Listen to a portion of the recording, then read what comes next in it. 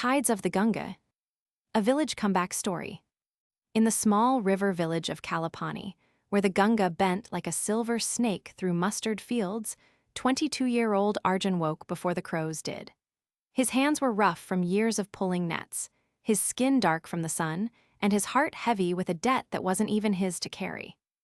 His father, Ramlal, had been the finest fisherman on this stretch of river, until a fever took him 2 winters ago, leaving behind a rotting wooden boat, 3 unpaid loans, and a son who had to grow up overnight. Arjun pushed his boat, the Ganga Rani, into the water. The engine sputtered. It always sputtered now. But he smiled anyway because the river never asked him for money, only patience. Today, he whispered to the water, today will be different. He didn't know yet how right and how wrong he was. By the time Arjun reached the ghat with his morning catch, Thakur Balwant Singh was already waiting under the banyan tree, twirling his silver-topped cane. 3 months, Arjun, Balwant said, not unkindly, which somehow made it worse. Your father's loan, 40,000 rupees, plus interest. I'll pay you, Thakurji, this season's catch is coming. Balwant's son, Vikram, smirked from behind him. Vikram had gone to the city, worn city shoes, and come back looking at the village like it was something stuck to his soul. Every fisherman says that, Vikram said, right before we take their boat. Arjun's fists tightened around the net rope, but he said nothing. In villages, silence was often the only currency the poor could still afford. That night he counted his savings by lantern light, 4,000 rupees, not even a tenth of what he owed. Arjun visited Nathu Kaka, the oldest fisherman in Kalapani, blind in one eye but sharper than any man with 2. Your father found something before he died, Nathu said, chewing beetle leaf slowly. A deep channel past Kali Bend, where Hilsa fish gather in numbers no net in this village has ever seen. He was going to fix your family's fortune with it. Then why didn't he? Nathu's good eye darkened. Because the channel lies past the whirlpool. 3 men have drowned there in my lifetime. Your father was waiting for the right season, the right moon. Arjun felt something stir in his chest, hope, dangerous and glowing. Show me, he said. Nathu shook his head. Some rivers keep their secrets buried for a reason, beta. But he drew a rough map in the mud anyway, before the wind erased it.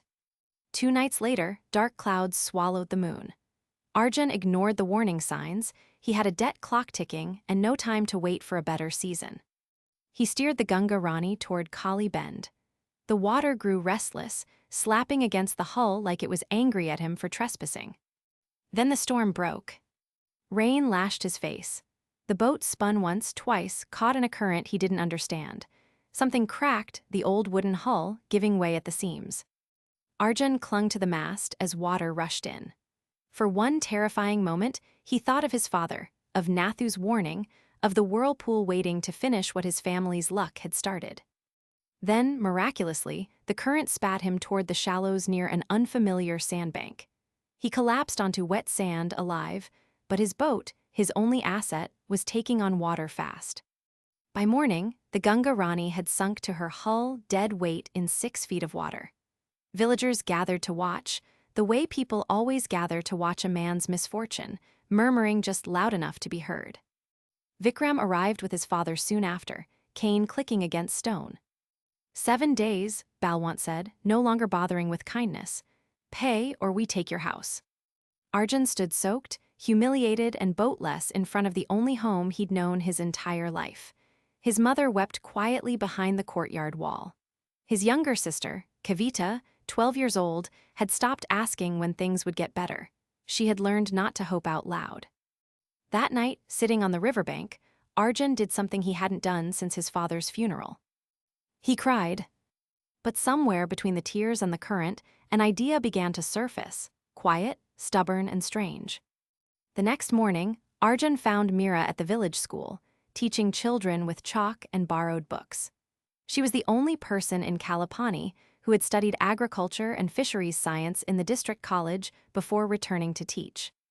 You want to farm fish, not just catch them, Meera said, after Arjun explained his idea, enclosures in the shallow river bends, cultivating hilsa and rohu instead of only chasing wild catches.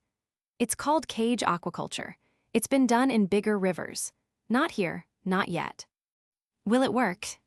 It could if you build it right, feed them right, and if the current doesn't destroy your cages first. She paused. And if Balwant doesn't ruin you before the fish even grow. Arjun looked at his empty palms, no boat, no money, 7 days until ruin. Then I'll need help, he said, and I have no way to pay for it. Mira smiled faintly. Some things aren't paid for in rupees.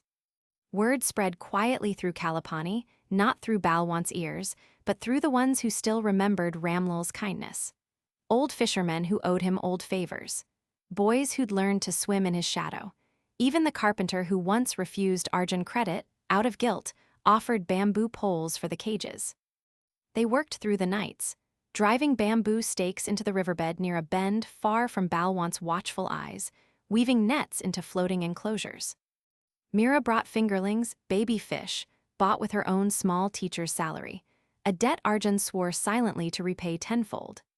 Kavita, refusing to be left out, became the fish feeder, waking at dawn to scatter rice bran and mustard cake into the cages, humming songs their father used to sing. For the first time in 2 years, Arjun's home was filled with something other than worry. It was filled with purpose. But purpose has enemies in villages built on old debts. One morning, Arjun arrived to find his cages torn open, nets slashed, fingerlings scattered dead along the riverbank. Boot prints, city shoes, not village ones, were pressed into the mud beside the wreckage. He didn't need proof, he knew. He marched to Balwant's Haveli, fury boiling in his chest, and found Vikram lounging on the veranda. Careful, fisherman's son, Vikram said lazily. Rivers are unpredictable. You're afraid, Arjun said quietly. Not of me. Of what happens if I actually succeed, and every farmer in this village stops needing your father's loans. Vikram's smirk faltered just for a second, but a second was enough. Arjun finally understood. This was never about 40,000 rupees. It was about power and the fear of losing it. He walked away with nothing rebuilt, but something new hardened in him, resolve. 3 days remained. The cages were destroyed, the fingerlings dead, and Arjun had no boat, no fish, and no way to raise 40,000 rupees. Balwant arrived at dawn on the 7th day exactly, flanked by 2 men carrying a court paper for the house. A deal is a deal, Balwant said.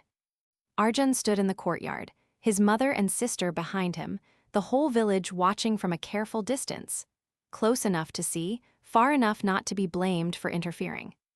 Give me until sundown, Arjun said. Balwant laughed. For what miracle? Arjun didn't answer. He didn't have one yet. But as he turned back toward the river, Nathu Kaka was waiting for him at the ghat, standing beside something wrapped in old canvas tarp, something Arjun hadn't seen in 2 years. Your father didn't only leave debts, Nathu said, pulling back the tarp. Beneath it lay a small, sealed clay pot, and inside, wrapped in oilcloth, a stash of old silver coins and a folded paper, a legal document.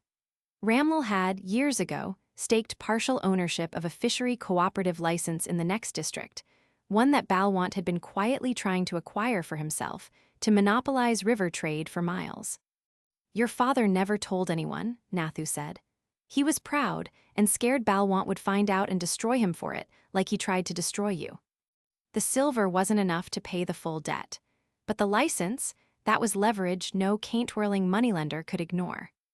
Arjun finally understood his father's caution, his silence, his quiet strength.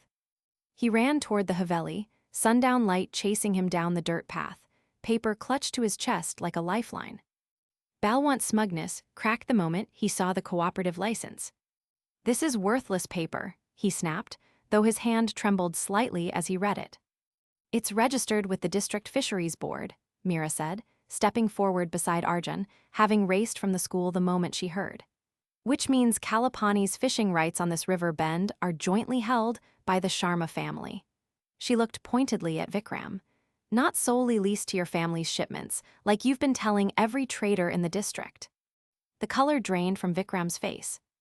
Balwant had been selling exclusive trade rights he never fully owned. A fraud that could unravel his entire business if reported. Cancel my family's debt, Arjun said steadily, and I say nothing to the district board about this.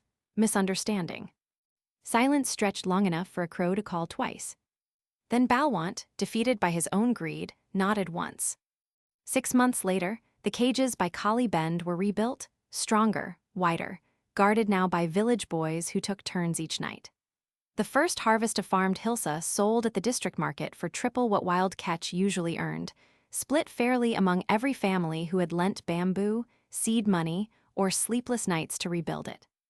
Arjun stood at the ghat at sunrise, watching Kavita race along the bank with 2 other children, laughing, unafraid of debts or storms or moneylenders' sons. Meera joined him, holding a ledger of the cooperative's first real profits. "Your father found the channel," she said, "but you built the future." Vikram, stripped of his father's false authority after the district audit, now worked, quietly, humbly, as a hired boatman for the very cooperative he once tried to destroy. The Ganga flowed on, indifferent and eternal, carrying away old debts, and delivering, at last, a season Arjun had earned with his own 2 hands. The end.